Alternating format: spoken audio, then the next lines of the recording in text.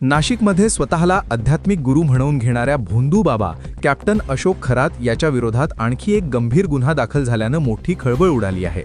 गर्भवती महिलेवर दोष निवारण विधीच्या बहाण्यानं लैंगिक अत्याचार केल्याचा धक्कादायक आरोप समोर आला आहे। पीडित महिलेनं दिलेल्या तक्रारीनुसार ती गर्भवती असताना खरातनं पूजा अर्चना व अघोरी विधी करण्यासाठी तिला बोलावले। पती घराबाहेर असताना या भोंदू बाबानं तिच्यावर जबरदस्ती करत लैंगिक शोषण केले।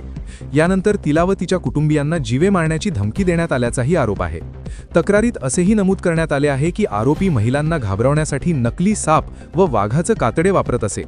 भीती आणि अंधश्रद्धेचा फायदा घेत तो महिलांना जाळ्यात ओढून अघोरी कृत्ये करत असल्याचं उघड झालंय।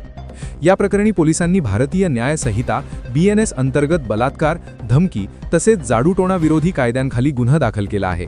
आरोपी अशोक खरात याला अटक करण्यात आली असून पुढील तपास सुरू आहे। दरम्यान या प्रकरणामुळे राज्याच्या राजकीय वर्तुळातही मोठी खळबळ माजली आहे। खरातचे काही राजकीय नेत्यांशी संबंध असल्याच्या चर्चा रंगू लागल्या असून काही फोटो व व्हिडिओ देखील समोर येत आहेत। यात महिलांसोबतचे त्याचे आक्षेपार्ह वर्तन स्पष्ट होत असल्याचं सांगितलं जात आहे।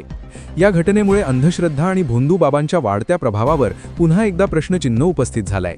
नागरिकांनी अशा फसवणुकीपासून सावध राहण्याचं आवाहन पोलीस प्रशासनाकडून करण्यात आलंय।